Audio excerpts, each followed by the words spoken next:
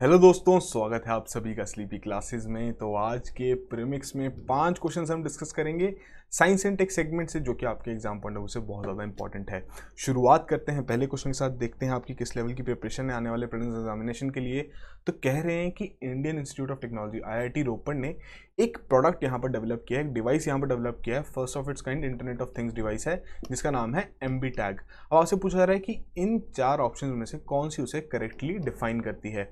पहले में कह रहे हैं कि डिवाइस है जिसके चलते इलेक्ट्रॉनिक टैग्स आपके इनग्रेव किए जाएंगे प्रोडक्ट्स पर टू इंश्योर क्वालिटी। ठीक है जी। सेकंड में कह रहे हैं कि ये डिवाइस है जो कि कंटिन्यूसली रिकॉर्ड करेगा temperature of its immediate surroundings from -40 degree Celsius to 80 degree Celsius. Third में कह रहे हैं डिवाइस है जब इंस्टॉल किया जाएगा किसी व्हीकल में तो उसकी स्पीड मॉनिटर करेगा, साथ साथ इमरजेंसी को इन्फॉर्म करेगा अगर किसी तरीके का सॉलिड इंपैक्ट उस व्हीकल का होता है। और फोर्थ में कह रहे हैं नन ऑफ द अबव, कि इसमें से कोई भी आपके ऑप्शन नहीं है। तो ये बेसिक से 4 ऑप्शंस आपको दिए गए हैं, थोड़ा सोचिए। करंट अफेयर रिलेटेड क्वेश्चन है, करेक्ट ऑप्शन मार्क कीजिए। डिस्कस करते हैं फिर इस क्वेश्चन को। तो देखिए यहाँ पर करेक्ट ऑप्शन है आपकी बी, कि एक डिवाइस है जो कि IIT रोपड़ द्वारा तैयार किया गया है, जो कि टेम्परेचर रिकॉर्ड करेगा अपनी इमीडिएट सराउंडिंग्स की, कहाँ से लेकर -40 डिग्री सेल्सियस से लेकर 80 डिग्री सेल्सियस तक। डिस्कस कर लेते हैं। कंसेप्चुअल और फैक्चुअल नेचर का क्वेश्चन था, कहीं पे भी अगर आपने न्यूज़ में पढ़ा हो तो बहुत इजीली आप इसे सॉल्व कर सकते थे। तो यहाँ ये IIT रोपड़ द्वारा डिवाइस तैयार किया गया है, जो कि basically real time ambient temperature को रिकॉर्ड करेगा अगर किसी भी चीज़ की ट्रांसपोर्टेशन की जाती है, जैसे कि आपके पेरिशेबल प्रोडक्ट्स हो गए, बॉडी ऑर्गन्स होंगी, ब्लड पैकेट्स हो गए, वैक्सीन होंगी, जिन्हें पर्टिकुलरली किसी एक स्पेसिफिक टेम्परेचर में ही ट्रांसपोर्ट किया जाता है। अब यहाँ खास बात क्या है कि अगर उस टेम्परेचर, अगर जो हम बात कर रहे हैं कि जिसके चलते इसे ट्रांसपोर्ट किया जाएगा, तो उस कंटेनर का अगर टेम्परेचर आपका वेरी कर रहा है तो यहाँ पर अलार्म सिस्टम भी इसमें लगाए गए हैं, जो भी उसे ट्रांसपोर्ट करा गया है, जो भी अथॉरिटीज़ उसमें इन्वॉल्व रहेंगी, उन्हें ये पता लग जाएगा कि जी हाँ उतना टेम्परेचर मेंटेन नहीं हो पा रहा है, ताकि उसे वो चेक कर सकें।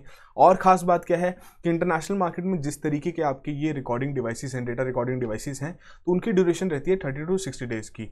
इसकी आपकी 90 डेज़ तक ये पूरे अच्छे तरीके से काम कर सकता है सिर्फ एक सिंगल चार्ज पर। और यहाँ पर आपकी टेम्परेचर की वेरिएशन भी बहुत ज़्यादा रखी है, -40 से लेकर 80 डिग्री सेल्सियस तक ये काफ़ी काम करेगा।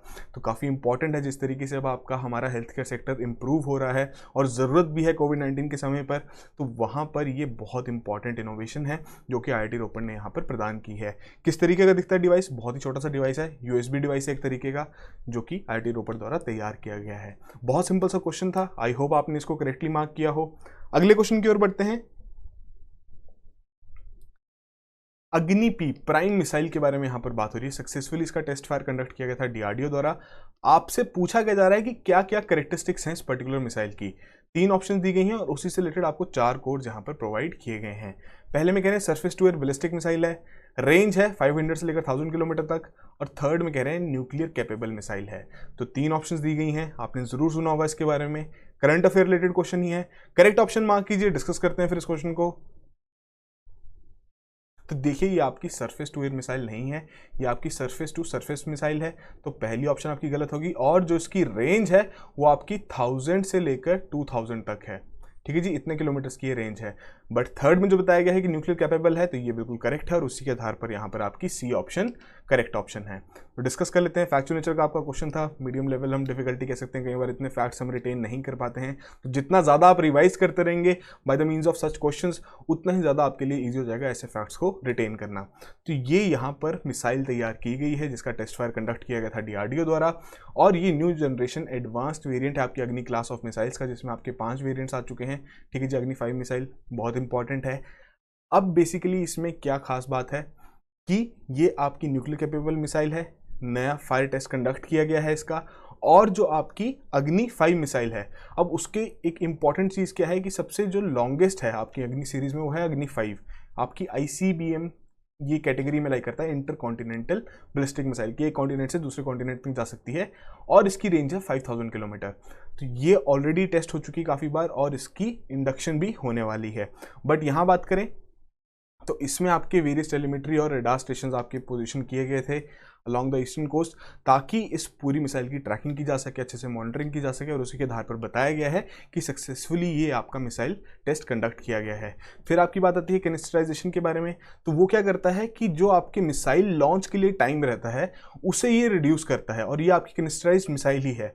तो उसे ये रिड्यूस करता है, जिसके चलते जो उसकी स्टोरेज है और मोबिलिटी है वो काफ़ी ज़्यादा एनहांस हो गई है यहाँ पर। तो ये एक नई चीज़ यहाँ पर ऐड की गई है जो कि आपके लिए इंपॉर्टेंट है। सिंपल सा क्वेश्चन पूछा गया था और यहाँ पर आप इमेज देख सकते हैं, यह आपकी अग्नि पी मिसाइल की इमेज है। ठीक है जी, इस तरीके के क्वेश्चंस आप एक्सपेक्ट कर सकते हैं, डिफेंस से रिलेटेड पूछे भी जाते हैं और आगे भी पूछे जा सकते हैं। अगले क्वेश्चन की ओर बढ़ते हैं। बात हो रही है स्वास्थ्य टेक्नोलॉजी के बारे में। 3 स्टेटमेंट्स आपको दी गई हैं, बताना है इनमें से कौन कौन सी करेक्ट हैं। 4 कोड्स आपको उसके लिए प्रोवाइड किए गए हैं। पहले में कहते हैं ये जो टेक्नोलॉजी एक प्लेटफॉर्म है आपके अर्ली डायग्नोसिस के डेंगू के लिए। सेकंड में कह रहे हैं जो टेक्निक है बेसिकली जो स्वास्थ्य में यूज़ की गई है वो आपकी हाइड्रोडायनामिक कैविटेशन। और थर्ड में कह रहे हैं जो टेक्नोलॉजी डेवलप की गई है ये आपकी CSIR नेशनल केमिकल लेबोरेटरी जो कि पुणे में है उनके द्वारा डेवलप की गई है।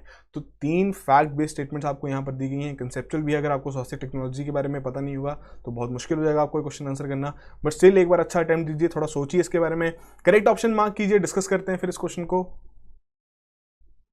तो देखिए ये जो स्वास्थ्य टेक्नोलॉजी है अब इसका डेंगू के डायग्नोसिस के साथ कुछ लेना देना नहीं है। बेसिकली ये जो टेक्नोलॉजी है जो हमारी वाटर फिल्ट्रेशन हम कह सकते हैं प्यूरिफिकेशन उससे रिलेटेड है कि वाटर को यहाँ ट्रीट करने में हेल्प करेगी। तो पहली स्टेटमेंट आपकी गलत होगी। दूसरे में करेक्टली बताया गया हाइड्रोडायनामिक कैविटेशन का ये यूज़ करेगी जिसके चलते आपके नेचुरल ऑयल्स का यूज़ किया जाएगा वाटर को प्यूरिफाई करने के लिए या फिल्टर करने के लिए। और ये CSIR नेशनल केमिकल लेबोरेटरी जो कि पुणे में है उनके द्वारा ही डेवलप की गई है। सेकंड और थर्ड स्टेटमेंट यहाँ पर आपकी करेक्ट है और उसी के आधार पर बी ऑप्शन यहाँ पर करेक्ट ऑप्शन है। एक्सप्लेनेशन देख लेते हैं। तो दोनों ही conceptual as well as factual nature का क्वेश्चन था। कॉन्सेप्ट पता होना बहुत ज़रूरी है कि स्वास्थ्य टेक्नोलॉजी है क्या। तो बेसिकली जो आपकी ये टेक्नोलॉजी है जो कि CSIR NCL पुणे द्वारा तैयार की गई है एक नोवेल हाइब्रिड टेक्नोलॉजी है जिसके चलते आपकी इन्वॉल्व करती है boiling of a liquid as a result of pressure reduction cavitation जिसे हम कहते हैं। और ये नेचुरल ऑयल्स का यूज़ करेगी जिसकी एंटी माइक्रोबियल प्रॉपर्टीज़ यहाँ पर रहेंगी। तो बेसिकली ये आपके जितने भी हार्मफुल बैक्टीरिया रहेंगे उसे एलिमिनेट करने में हेल्पफुल रहेगी। अब जो आपके कन्वेंशनल मेथड्स होते हैं उसके जो प्रोडक्ट्स रहते हैं वो आपके कार्सिनोजेनिक उनकी प्रॉपर्टीज़ रहती हैं, मतलब जो बाई प्रोडक्ट्स उनके वाटर में रह जाते हैं। तो इसीलिए अब यहाँ पर कोशिश की जा रही है कि उन बाई प्रोडक्ट्स को भी वहाँ से हटाया जाए और इसी तरीके से ये एक नई टेक्नोलॉजी यहाँ पर लगाई गई है। ठीक है जी, तो एक तरीके से जो हमारी ट्रेडिशनल नॉलेज है आयुर्वेदा की उसे यहाँ पर एमेलगमेट किया गया है हमारे बाकी हम कह सकते हैं नॉलेज के साथ या टेक्नोलॉजीज़ के साथ, और ये नई टेक्नोलॉजी यहाँ पर तैयार की गई है हाइड्रोडायनामिक कैविटेशन। तो बेसिकली इसमें आपकी chemistry, biology, chemical engineering in सभी को इकट्ठा किया गया है नेचुरल रिसोर्सेज के साथ, और यहाँ पर नेचुरल ऑयल्स के चलते और प्लांट एक्सट्रैक्ट्स के चलते ये नई टेक्नोलॉजी यहाँ पर तैयार की गई है। ठीक है जी, तो कौन कौन से आपके एग्जाम्पल्स हैं नेचुरल ऑयल्स के जो कि यूज़ किए जाएंगे वो आपको यहाँ पर मेंशन है। और स्वास्थ्य की फुल फॉर्म क्या है? Safe water and sustainable technology initiative from Indian knowledge base. तो ये बेसिक सी फुल फॉर्म है जो आपको पता होनी ज़रूरी है। अगर आपको ये भी पता होगी तो बहुत इजीली बता सकते हैं कि ये वाटर को वहाँ पर प्यूरिफाई करने के लिए यूज़ की जाएगी।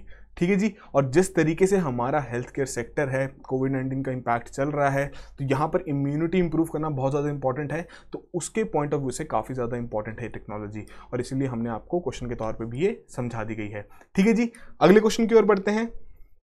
Fourth question, global partnership on artificial intelligence.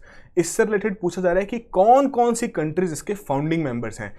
5 options आपको दी गई हैं और उसी से रिलेटेड 4 कोड्स आपको यहाँ प्रोवाइड किए गए हैं। Straight forward fact based question है।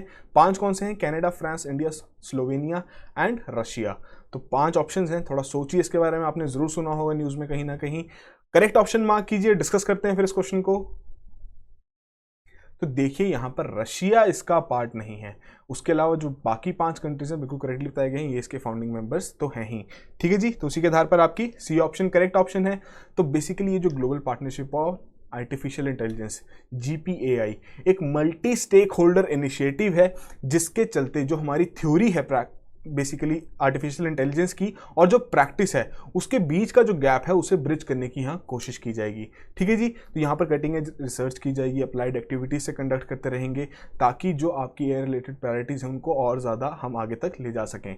ठीक है जी, अब इसमें और कौन कौन सी आपकी कंट्रीज हैं तो ये आपकी कंट्रीज़ के नाम यहाँ पर मेंशन हैं जो कि इसके फाउंडिंग मेंबर्स हैं, जो कि सभी इसमें कोलैबोरेट करेंगे और कोशिश करेंगे एक दूसरे की नॉलेज ट्रांसफर के थ्रू आगे से आगे आर्टिफिशियल इंटेलिजेंस को लगाया जा सके। ठीक है जी, सिंपल सा क्वेश्चन था, फैक्ट बेस्ड था। बस इस तरीके के क्वेश्चन अगर आपको पूछे जाएँ तो बहुत ईजी रहेगा। अगर आपको ये चीज़ें पता होंगी, रेगुलरली आप न्यूज़ फॉलो करते रहेंगे, और उनके लिए तो हमारा DND और 2 मिनट्स का इनिशिएटिव है ही। ठीक है जी, आई होप आपने इसको करेक्टली मार्क किया हो। अगले क्वेश्चन की ओर बढ़ते हैं। आज का फाइनल क्वेश्चन, प्रोपेलेंट से रिलेटेड यहाँ पर आपको 3 स्टेटमेंट दी गई हैं। पूछा जा रहा है इनमें से कौन कौन सी इनकरेक्ट है। ठीक है जी, 4 कोड्स उसके लिए प्रोवाइड किए गए हैं। पहले में कह रहे हैं जो आपको प्रोपेलेंट है एक केमिकल मिक्सचर रहता है जो कि बर्न किया जाता है ताकि थ्रस्ट प्रोड्यूस किया जा सके रॉकेट्स में, और इसमें आपका फ्यूल और ऑक्सीडाइजर रहता है। सेकंड में कह रहे हैं क्रायोजेनिक प्रोपेलेंट्स के बारे में कि आपके सॉलिड कंटेन करता है जिसे स्टोर किया जाता है बहुत ही लो टेम्परेचर्स पे। और थर्ड में कह रहे हैं सॉलिड प्रोपेलेंट्स के बारे में कि उसकी जो मोटर्स हैं उसको कभी भी हम शट डाउन कर सकते हैं during any part of the journey.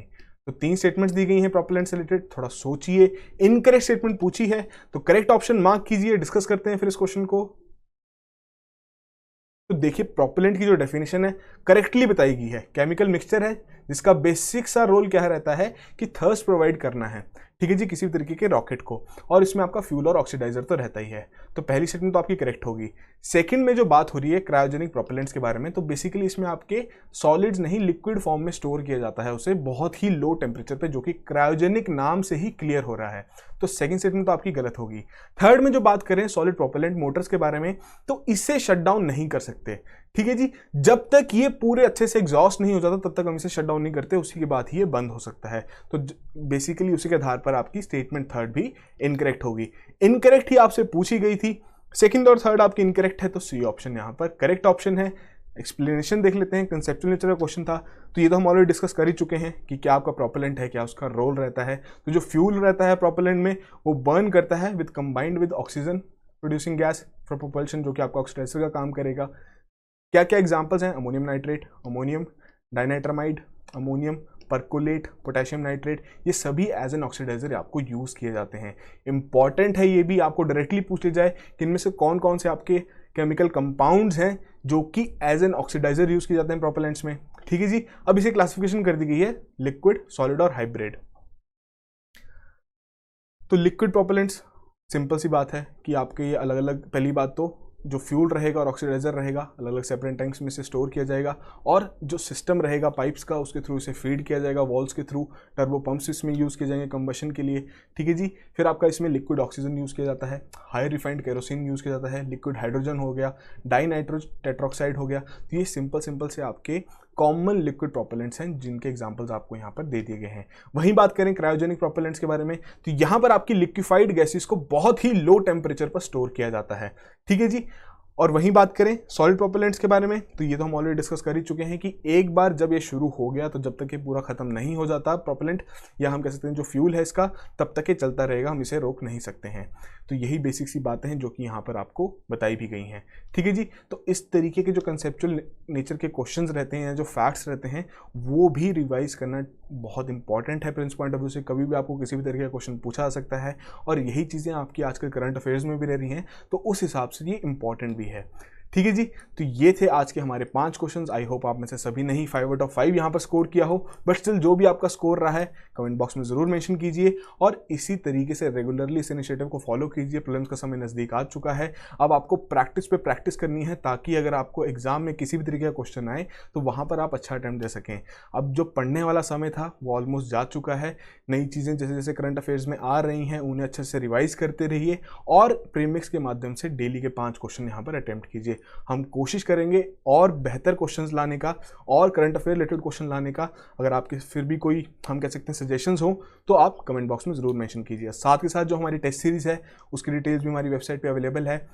10 full length test है, ठीक है जी, उसका एक कोर्स आपके लिए बनाया गया है जिसमें आपके 10 फुल लेंथ टेस्ट है, आप अच्छे से प्रैक्टिस कर सकते हैं। उससे रिलेटेड कोई भी क्वेरीज हो आपकी, हमारे टोल फ्री नंबर पर कॉल कीजिए, हम पूरी कोशिश करेंगे आपकी सभी क्वेरीज को यहाँ पर रिजॉल्व करने की। So that will be all the very best and have a good night.